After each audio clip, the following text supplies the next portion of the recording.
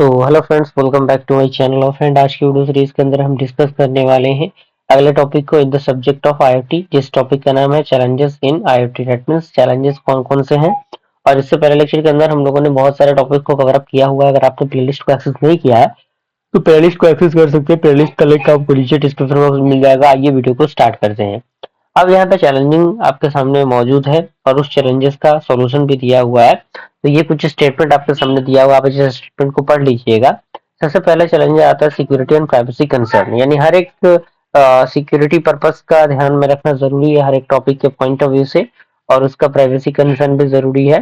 तो इसके बारे में पूरा स्टेटमेंट दिया गया है। चूंकि मैं ज्यादा चीजों को समझाऊंगा नहीं, क्योंकि ये कुछ नया टॉपिक नहीं है जिसमें समझाना रहेगा, क्योंकि ये टॉपिक पढ़े पढ़ाए टॉपिक्स हैं। लेकिन इस टॉपिक को इस यूनिट के अंदर कुछ इस प्रकार से पढ़ना है, तो उस प्रकार से आपको वीडियो प्रोवाइड किया जा रहा है। ओके, आप इन सारी चीजों को लिखते चलिएगा, नोट्स को बनाते रहिएगा। चैलेंजेस यहाँ पे दिए गए हैं, जिसमें सबसे पहले आपका आता है डिवाइस ऑथेंटिकेशन, और इसके अंदर पॉइंट दिया गया है। दूसरा आता है डिवाइस डेटा इंक्रिप्शन, उसके बाद इसी के अंदर है प्राइवेसी, और उसके बाद आपका है अबॉर्टेंटेड अटैक्स। ओके, और इसका सोल्यूशन दिया हुआ है using the encryption protocol like TLS, SSL, and इसी के अंदर कह रहा है कि storage authentication method like multi factor authentication, MFA।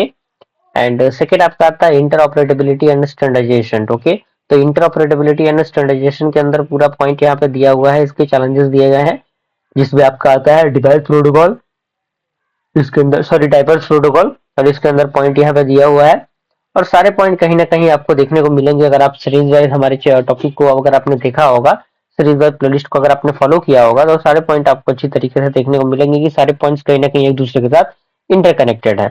उसके बाद डेटा फॉर्मेट आता है, उसका आता है लैक ऑफ स्टैंडर्डाइजेशन। इसका सोल्यूशन दिया हुआ है, सोल्यूशन 2 पॉइंट के अंदर दिया हुआ है।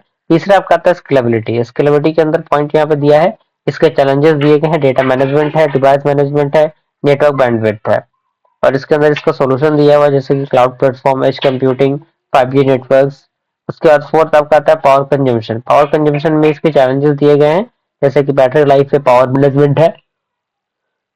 सॉल्यूशन यहाँ पे इसका दिया हुआ है, 3-4 पॉइंट के अंदर सॉल्यूशंस आपके मिल जाएंगे।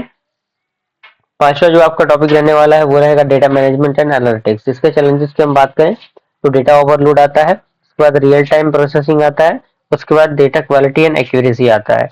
सोल्यूशन इसका दिया हुआ है, जैसे कि edge computing can process data locally, यानी जो एज कंप्यूटिंग होता है वो डेटा को लोकली प्रोसेस करता है and reduce the amount of data, और जो आपके लार्ज अमाउंट ऑफ डेटा होते हैं उनको रिड्यूस करता है, and that need to send the to cloud and enabling real time analytics. Okay, और इसके अकॉर्डिंग नेक्स्ट जो है वो है आपका कनेक्टिविटी इशू। कनेक्टिविटी इशू के अंदर पॉइंट यहाँ पे दिए गए, इसके चैलेंजेस दिए गए हैं, जैसे कि नेटवर्क कवरेज हो गया, बैंडविड्थ लिमिटेशंस हो गया, सिग्नल इंटरफेरेंस हो गया। सोल्यूशन यहाँ पे दिया हुआ है, जिसमें लोरा एंड LP वायर्स आता है, जिसमें low power wide area networks कहते हैं। 5G टेक्नोलॉजी आता है, मेश नेटवर्क्स आते हैं। ओके, 7 नंबर आपका आता है इंटीग्रेशन विथ लेजेसी सिस्टम। तो इसके चैलेंजेस दिए गए हैं, जिसमें compatibility issue, cost of integration, data silos. उसके बाद इसके सॉल्यूशंस भी दिए गए हैं। 8 नंबर आता है वो आता है लीगल एंड रेगुलेटरी इशूज, जिसके चैलेंजेस यहाँ पे दिए गए हैं, और चैलेंजेस के बाद यहाँ पे इसके सॉल्यूशंस आपको मिल जाएंगे। ओके, तो यहाँ तक मुझे पूरी उम्मीद की सारी चीजें आपको अच्छी तरीके से समझ में आ गई होंगी। अच्छी तरीके से आप लोग नोट्स को बनाते रहिए, चीजों को लिखते चलिए, ताकि आपका नोट्स बन रहा रहेगा, क्योंकि यही नोट्स एग्जामिनेशन के लिए आपके लिए फायदेमंद रहने वाला है। ओके।